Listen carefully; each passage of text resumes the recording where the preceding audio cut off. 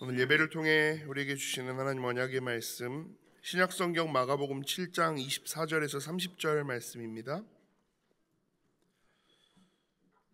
마가복음 7장 24절에서 30절 제가 봉독합니다. 예수께서 일어나사 거기를 떠나 두로 지방으로 가서 한 집에 들어가 아무도 모르게 하시려 하나 숨길 수 없더라. 이에 더러운 귀신 들린 어린 딸을 둔 한 여자가 예수의 소문을 듣고 곧 와서 그 발 아래에 엎드리니, 그 여자는 헬라인이요 수로보니게 족속이라. 자기 딸에게서 귀신 쫓아내 주시기를 간구하거늘 예수께서 이르시되 자녀로 먼저 배불리 먹게 할지니 자녀의 떡을 취하여 개들에게 던짐이 마땅치 아니하니라. 여자가 대답하여 이르되 주여 올소이다마는 상 아래 개들도 아이들이 먹던 부스러기를 먹나이다. 예수께서 이르시되 이 말을 하였으니 돌아가라, 귀신이 내 딸에게서 나갔느니라 하시매, 여자가 집에 돌아가 본즉 아이가 침상에 누웠고 귀신이 나갔더라. 아멘. 수로보니게 여인의 믿음 제목으로 담임 목사님 말씀 주시겠습니다.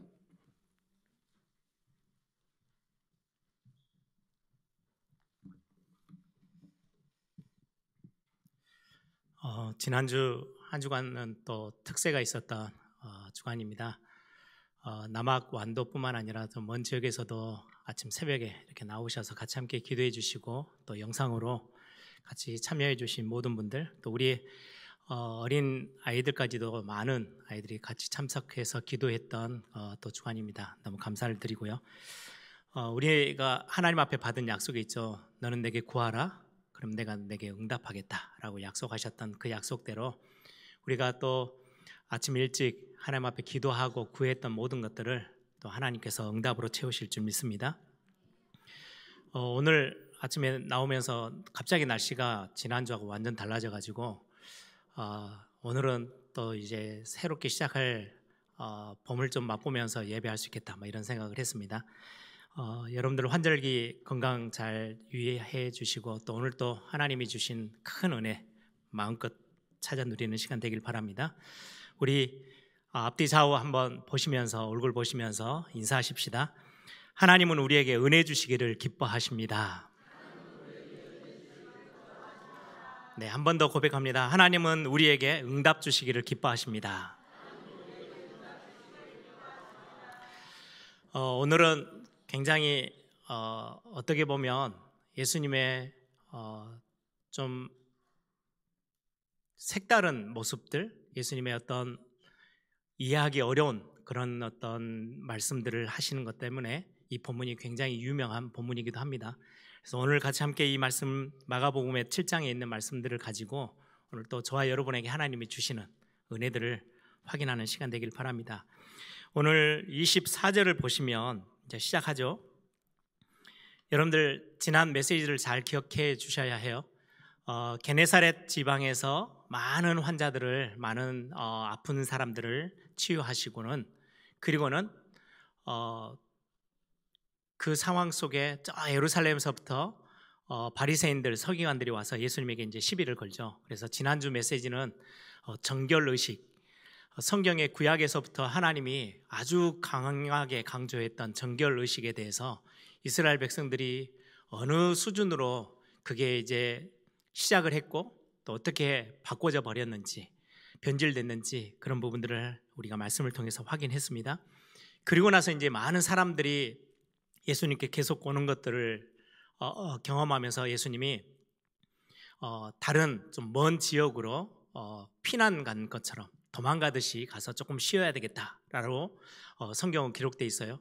그렇게 해서 다른 지역으로 간 그 지역이 오늘 본문에 보니까 두로라는 지역이에요.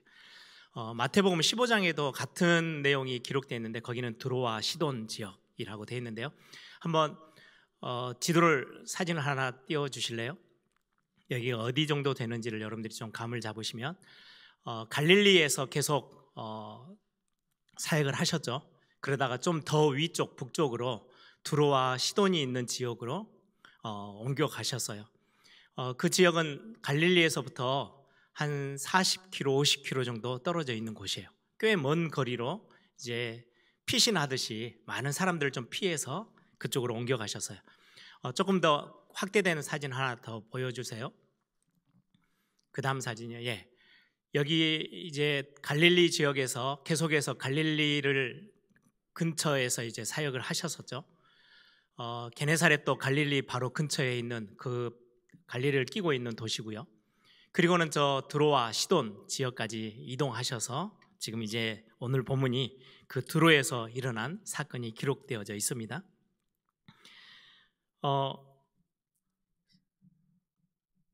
마가복음 오늘 24절을 보시면 예수께서 일어나사 거기를 떠나 이제 그 전에 있었던 그 지역에서 떠나 두로 지방으로 가서 한 집에 들어가 아무도 모르게 하시려 하나 숨길 수 없더라. 좀 사람들을 피해서 제자들과 함께 머무르고 싶었는데 거기에도 이제 또 사람들이 알고 찾아오게 되죠. 여기 오늘 찾아온 여인을 보고 수로보니게 여인이라고 돼 있어요. 수로보니게 족속의 한 여인이 예수님을 찾아오게 됩니다. 수로보니게라고 하는 말은요, 지금으로 말하면 시리아 지역, 그리고는 페니키아, 예전에 여러분들 역사 공부하면 저도 이제 기억이 잘 안 나는데 저도 찾아봤어요. 페니키아 문명이라고 굉장히 과거에 발달돼 있던 문명의 어떤 핵심 지역이 거기에요. 그래서 시리아 지역에 속해 있는 페니키아라고 하는 그 지역 사람, 그 단어가 오늘 수로보니게라는 단어예요. 그 지역 사람의 거기에서 살고 있던 한 여인이 예수님을 찾아오죠. 그 지역은 이 두로라는 지역, 두로와 시돈이라는 지역은 굉장히 헬라 문화가 발전돼 있고 큰 영향을 받아서 형성되어 있는 도시고요. 또 지중해 바로 이렇게 붙어 있는 도시다 보니까 굉장히 무역이 왕래가 강하고 무역이 아주 활성화되어 있어서 굉장히 부자 동네, 부유한 동네. 지난 우리 메시지 받으면서도 게네사렛 동네도 굉장히 이렇게 음식이 많이 나고 곡물이 많이 나고 과일이 사시사철 나는 마을이었다라고 했는데요. 거기보다 훨씬 더 번화하고 발전되어 있는 도시가 두로 시돈이에요. 거기에 살던 한 여인이 예수님을 지금 찾아온 거죠. 마태복음 15장에는 수로보니게 여인이라고 기록되지 않고요, 가나안 여인이라고 돼 있어요. 마태는 주로 이제 유대인들에게 쓰여진 성경이에요. 그러다 보니까 유대인들이 이해하기로는 가나안 그러면 금방 느낌이 오는 거예요. 구약에서 출애굽해서 가나안 땅을 정복할 때 하나님께서 가나안 족속 7족속은 완전히 우상에 찌들어져 있고 하나님과는 상관없이 부정된 불결한 민족이기 때문에 다 멸해야 돼라고 말씀하셨던 그 구약의 내용들을 유대인들은 너무 잘 알고 있어요. 그래서 가나안 여인 이렇게 하면은 엄청 불결하고 부정된 여인, 그 지역에 살고 있는 사람이라는 의미가 바로 전달이 되는 거죠. 이방인을 상징하는 거예요. 이 여인은 유대인이 아니에요.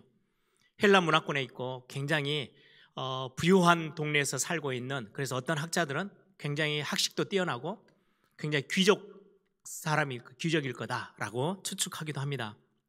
이 두로와 시돈 이 지역은 굉장히 부유한 도시예요. 그리고는 많은 부를 축적해 놨기 때문에 살기는 정말 편한데요, 그러다 보니까 하나님이 보실 때는 굉장히 악한 도시예요.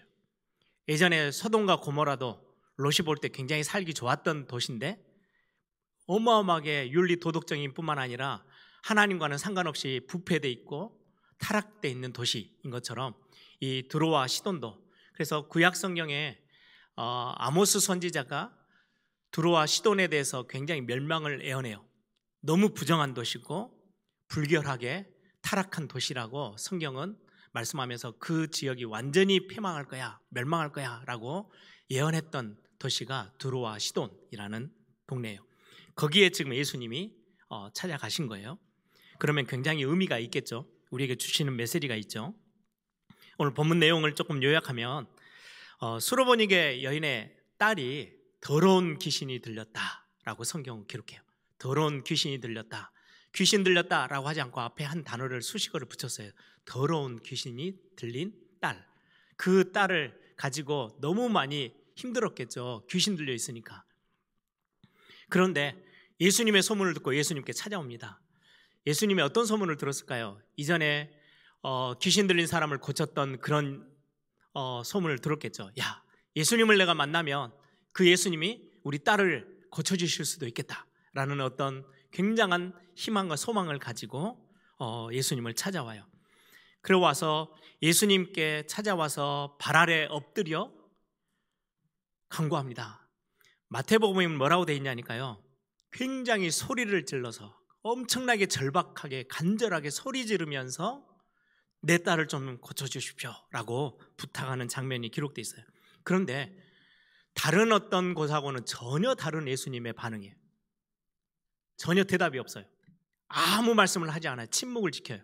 그러다가 계속해서 막 소리를 치니까 마태복음에 보면 제자들이 와가지고 예수님 좀 그래도 반응을 하세요. 가라고 하든지 아니면 좀 받아주든지, 너무 아무 말씀을 안 하니까 좀 시끄러워서 좀 어떻게든 좀 진정을 시켜주셔요 라고 말할 만큼 이 여인은 소리를 지르고 예수님은 묵묵답이에요. 전혀 답이 없어요. 그러던 상황에 예수님이 입을 열어서 말씀하시는 게 굉장히 어떻게 보면 충격적인, 예수님으로서는 어떻게 이런 이야기를 하시지? 라고 하신 말씀을 하세요. 자녀에게 먼저 빵을 주고 떡을 주고 배부르게 먹게 하지, 자녀들이 먹어야 될 떡을 취해가지고 개들에게 던져주는 주인은 없다라고 말을 해요. 그 말은 무슨 말이에요 지금?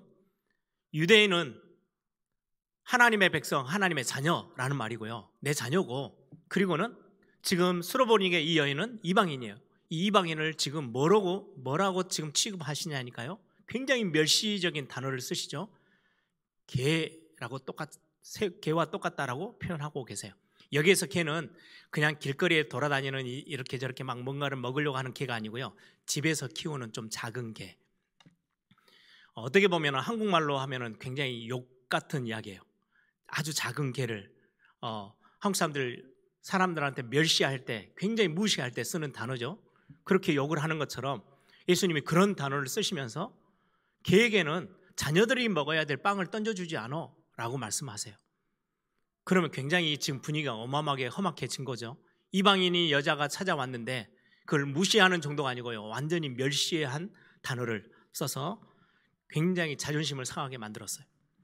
그때 여인의 대답이 28절이에요. 한번 보세요. 여자가 대답하여 이르되 주여 올소이다. 올소이다마는 상 아래 개들도 아이들이 먹던 부스러기를 먹나이다. 아니, 개라도 빵에서 부스러기가 떨어지고, 어떤 사람들은, 유대인들은요, 이제 손을 씻고 손이 젖어 있잖아요. 그럼 빵에 몇 조각을 좀 떼서 손을 이렇게 좀 닦고 버려요. 아이들도 먹다 보면 또 흘려요, 부스러기가. 개들도 와서 그 부스러기라도 먹지 않습니까? 나에게 그 부스러기 은혜라도 나에게 좀 주십시오 라는 말이에요. 그때 예수님이 29절에 이 말을 하였으니 돌아가라, 귀신이 내 딸에게서 나갔느니라. 마태복음에는 너를 보니까 아주 너의 믿음이 크다 라고 말씀하면서 칭찬하시면서 집에 가라, 그러면 너희 딸은 이미 귀신에서 해방받고 치유되어져 있을 것이다 라고 말씀하세요. 어떤 거와 비교되냐니까요. 제자들에게도 뭔가 문제가 생겼을 때, 제자들이 막 우왕좌왕할 때 믿음이 적은 자들아, 항상 그렇게 말씀하셨어요. 그런데 이 여인에게는요, 너의 믿음이 크다라고 말씀해요. 그렇게 하면서 유대인에게도 보기 힘든 믿음의 고백들을 들으시고 그 믿음을 칭찬하시고는 모든 문제를 해결해 주시고 보내시는 장면이 오늘의 본문의 내용의 장면입니다. 오늘 예수님이 굉장히 특이한 말씀도 하시고 이전에 경험하지 못했던 예수님의 행동들을, 좀 돌출 행동들을 우리는 경험하게 돼요. 그랬을 때는 이 본문이 우리에게 주는 하나님의 메시지가, 분명한 메시지가 있겠죠. 오늘 그 부분들을 좀 같이 함께 살펴보려고 합니다. 가장 먼저 이 이방 여인, 수로보니게 여인은 말 그대로 더럽다고 여겨지는 이방인이에요. 이스라엘 백성들에게 있어서요, 자기의 민족 혈통이니까 이방인들은 아니고 유대인들은 지켜야 돼, 이 혈통 개념보다는요 정결의식의 개념이 훨씬 더 강해요. 우리 유대인들은 하나님의 택한 선민은 정결해, 우린 정결법이 있어, 그래서 깨끗하게 씻고 뭐도 하지만 모든 이방인들은 하나님이 주신 그 정결법과 상관없이 너무 불결하고 부정됐고 너무 더러워. 그래서 배척을 하는 거예요. 줄도 같이 안 서려고 하고요. 대화도 안 하라고 하고, 그래서 사마리아인들은 똑같은 유대인들인데도 불구하고 더럽혀졌잖아요. 정결의식에 부정된 거예요. 정결의식에 어긋났어요. 그래서 사마리아 사람들하고는요 상종을 하지 않으려고 해요. 그 정도로 유대인들에게는 정결의식이, 정결법이 굉장히 중요하게 작용하는 거예요. 그래서 지난주 메시지처럼 지금 딱 이 본문 바로 전에 지금 장로들의 전통을 끌어다가 정결법을 지금 예수님에게 들어댔던 내용이 지난주 내용이잖아요. 오늘 본문을 보시면 마가가 즐겨 사용했던 기법이 나와요. 복음서에 그런 기법이 가끔 나오는데요. 샌드위치 기법이에요. 양쪽에 가를 가지고 가운데를 좀 이렇게 강조하면서 드러내는 샌드위치 기법이라고 그래요. 게네사렛 동네는 이방 민족들이 영향을 줬던 땅이에요. 그래서 굉장히 불결하다고 여기는 땅이에요. 그곳에 가셔서 예수님이 치유 사역을 하셨어요. 아니, 불결한 사람들이 예수님을 만지면 예수님도 불결해져 버릴 수 있는데 그분들을 깨끗하게 다 하셨어요. 그리고는 오늘 스로보니게 여인을 또 만나요. 거기에 굉장히 중요한 단어가 하나 나오죠. 더러운 귀신. 이 수식어를 하면서 이방인들이 더럽다, 불결하다, 정결하지 못하다, 부정됐다, 이 의미를 굉장히 강조해서 성경은 양쪽을 딱 기록했어요. 그리고 가운데 정결의식을 가지고 시비 거는 바리새인들과 서기관 이야기가 나오는 거예요. 굉장히 그 부분들을 지금 성경에서는 설명하고 싶은 거예요. 유대인들은 겉으로는 굉장히 정결하다고 하지만 속이 정결한 거는 겉의 모습으로 정결하다 안 정결하다가 아니고 예수님의 말씀의 핵심은 그거예요. 정결법은 속이 정결해야 해. 그래야 진짜 정결한 거야. 그런데 너희들은 그렇지 않지 않냐. 이 말씀을 피해갈 수 있는 이 땅의 사람은 단 한 명도 없어요. 겉으로는 옷을 빨고 깨끗하게 입고 살 수는 있어요. 근데 그게 정결의 중요한 핵심이 아니라는 거예요. 우리의 마음이 정결해야 하는데, 마음은 우리는 창세기 3장으로부터 시작해서 죄의 영향을 받고 살고 있는 우리이기 때문에 마음은 더럽혀져 있어요. 어쩔 수가 없어요. 한 여자를 보고 뭔가 이렇게 이상한 생각을 한다? 그거는 심각한 음란죄에 속하는 거래요. 아니, 이 예수님이 성경에 기록한 이 법을 피할 사람이 누가 있겠어요? 아무도 없어요. 이거를 말씀하시는 거예요. 이 땅에는 모든 사람이 죄를 범하였음에 하나님의 영광에 이르지 못해 라는 말씀을 지금 강조하시는 거예요. 지금 정결 논쟁에 대해서 결론을 딱 내는 거죠. 처음에는 하나님 위에서 하나님 앞에서 이렇게 했는데 나중에는요 이 문제를 가지고 다른 사람을 판단하고 다른 사람을 비판하고 다른 사람을 죽여나가는 뭔가의 이론으로 쓰는 거예요. 저 사람은 불결해, 상종을 하면 안 돼, 이렇게 하면서 자꾸 다른 사람을 죽이고 힘 빼고 어렵게 만드는 쪽으로 이 정결법을 쓰고 있는 유대인들, 그걸로 인해서 결국은 하나님의 구원의 시간표가 어디로 점점 옮겨가요? 이방 땅으로 옮겨가는 거예요. 그 부분들을 성경은 오늘 말씀을 통해서도 보여주고 계세요. 이방 땅, 이방 여인을 통해서 복음의 은혜는 차별이 없어요. 지금 예수님의 이 사역을 통해서 우리에게 지금 이야기하는 거예요. 이 샌드위치 기법을 가지고 부정하다고 말하는, 너희들이 부정하다고 말하는 그 사람들? 아니야. 그 사람들에게도 하나님의 은혜가 필요하고 너희들도 부정한 사람이야. 너희들도 정결하지 못해.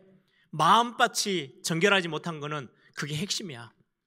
너희들이 진짜 하나님의 은혜가 필요한데 자꾸 너는 삶을 가지고 나는 정결하다 그것으로 하나님 앞에 서려고 하잖아. 그럴 수 있는 사람은 아무도 없는 거야 라고 지금 성경은 굉장히 강조해서 말씀하시는 거예요.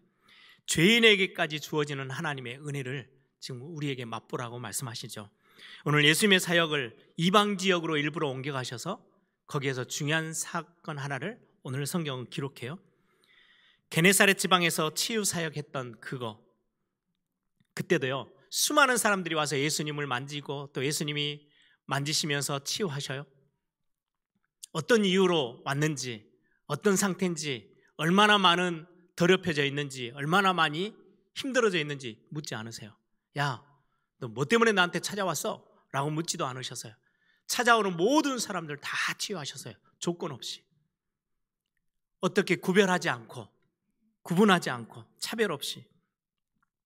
오늘 수로보니게 여인에게도 마찬가지예요. 부정되고 더럽다고 유대인들이 여기는 그 여인이 예수님께 찾아왔어요.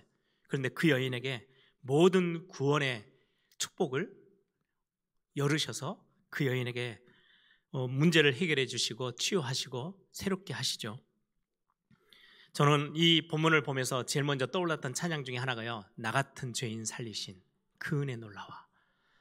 저와 여러분도 이 수르보니게 여인처럼 게네사렛 동네 사람처럼 우리 역시 부정되고 하나님 앞에 섰을 때는요, 아무것도 내세울 거 없는 죄인임이 성경에서 말씀하시고 있는 가장 중요한 핵심이에요.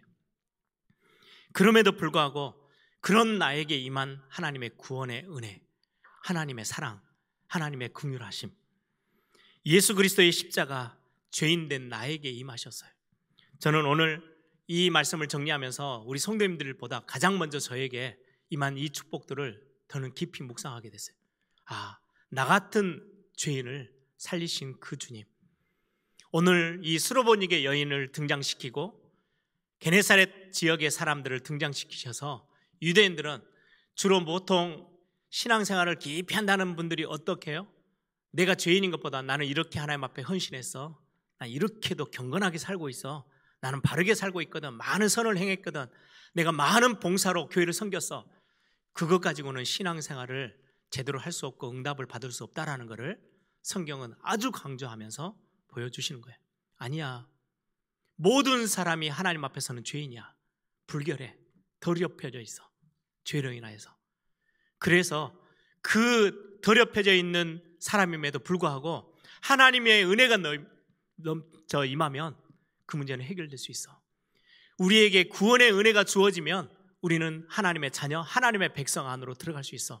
수르보니게 여인처럼 아무도 인정해 주지 않는 더럽혀진 부정되다고 여겨지는 그 지역의 사람이지만 하나님의 은혜가 임하면 해결되어지는 거야.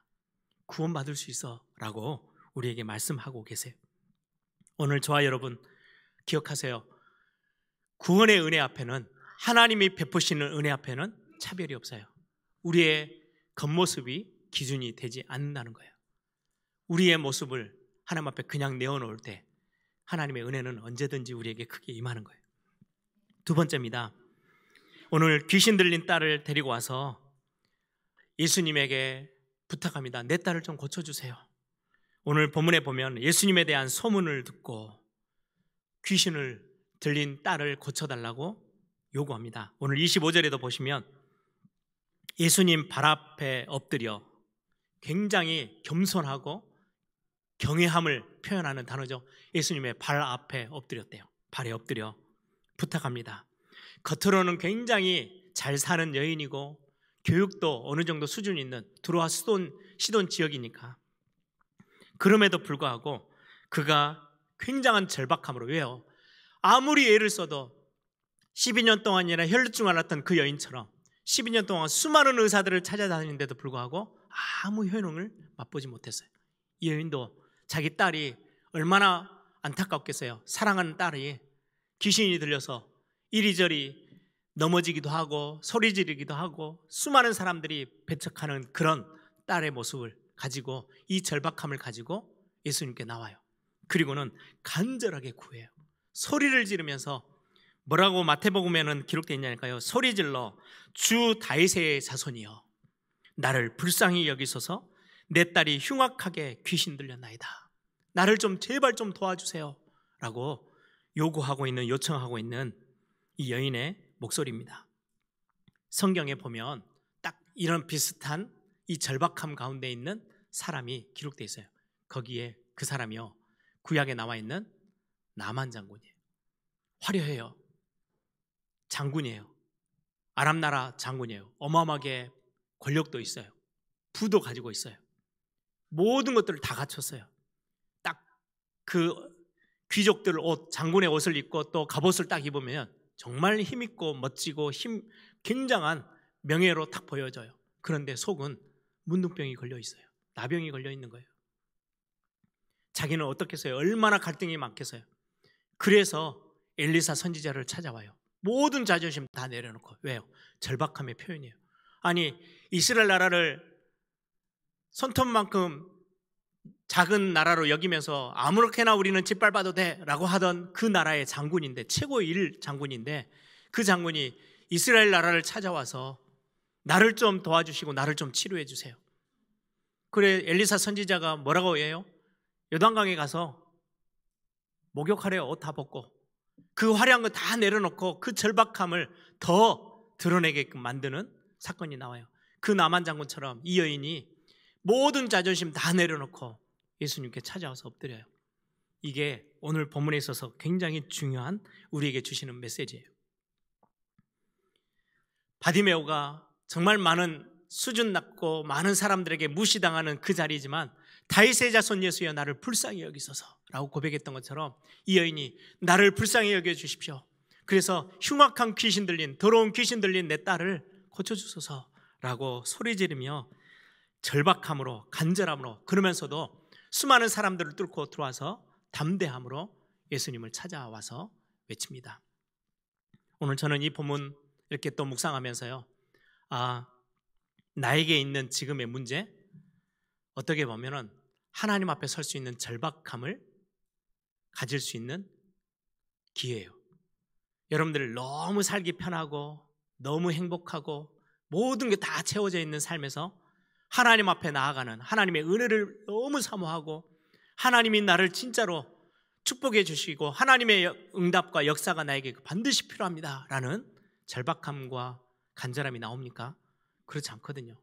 우리가 연약했을 때, 제 경험을 보면 지금보다 훨씬 제가 학생 때 신학교를 다니면서 이렇게 저렇게 많은 부분이 부족한 게 너무 많고 옆에 있는 친구들하고 비교해도 너무 많은 부분이 안 채워져 있는 그 상황이 제게는 제일 간절하고 갈급하고 굉장히 절박했던 시간이었던 것 같아요. 그때처럼 매 예배 때마다 눈물로 하나님 앞에 간구하고 하나님을 붙잡고 하나님을 의지한다고 고백했던 그 시간들 지금도 기억이 나요.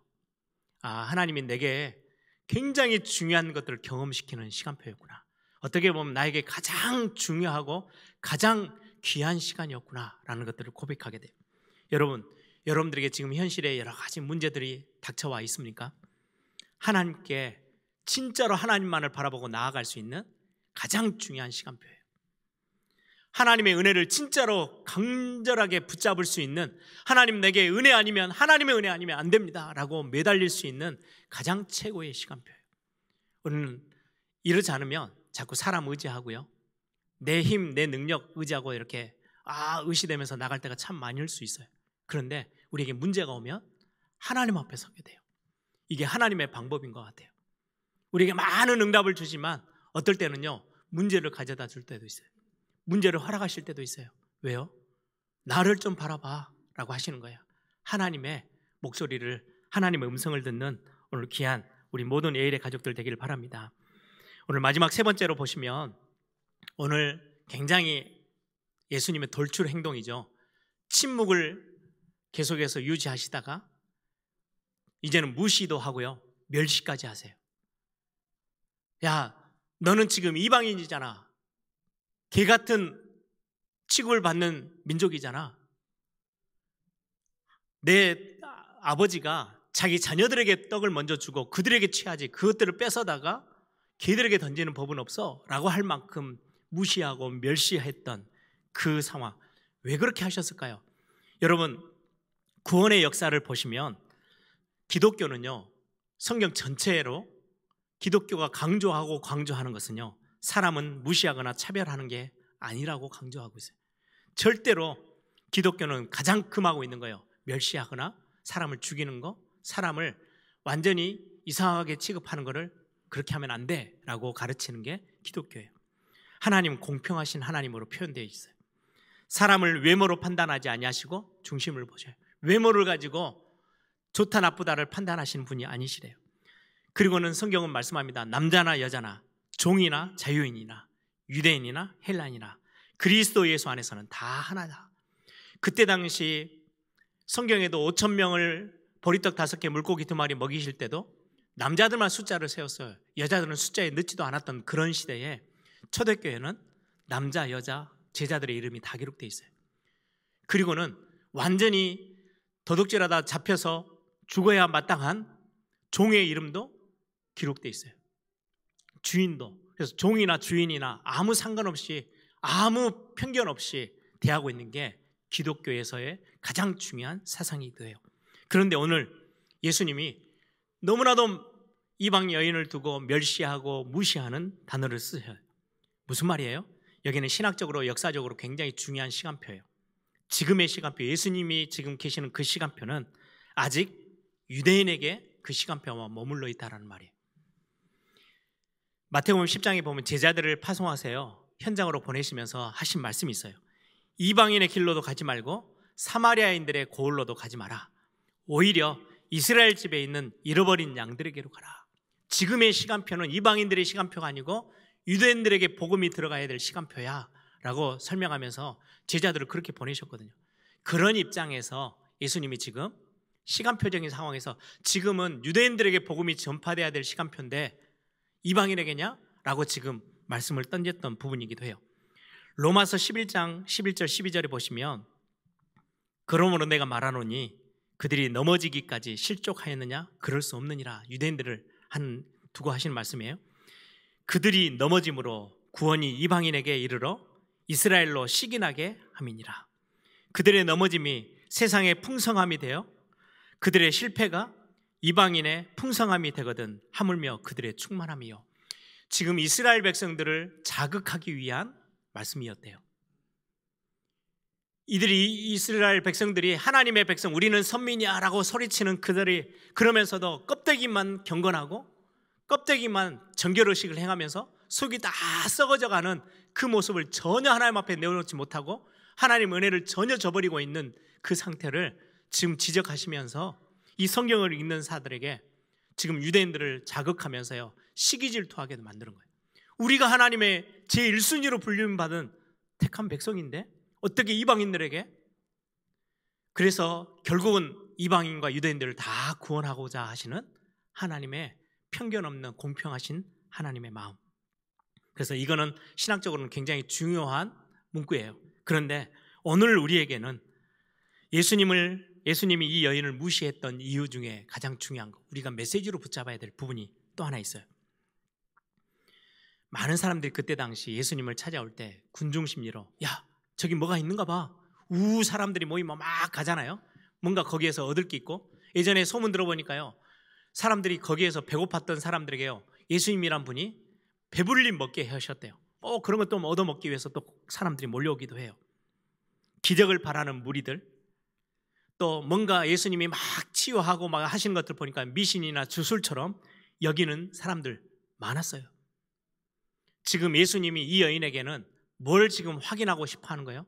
그는 군중심리로 뭔가를 얻으려고 기복신앙으로 와 있는 사람인지 아닌지를 지금 믿음을 테스트하는 시간이에요. 믿음을 시험하시는 예수님, 우리가 더욱 우리에게 문제가 왔을 때, 뭔가 교회 안에서 이런 시험거리들이 생겼을 때, 어려움이 찾아왔을 때 우리가 더욱 예수님을 붙잡고 믿음에 불붙게 하시기 위한 하나님의 굉장히 중요한 손길, 여러분들 그렇게 이해하시면 돼요. 말씀 하나를 예를 들어볼게요. 야곱이란 인물은 자기의 지혜, 자기의 나름대로 머리를 팍 돌리는 거 의지하고 평생을 살았던 사람이에요.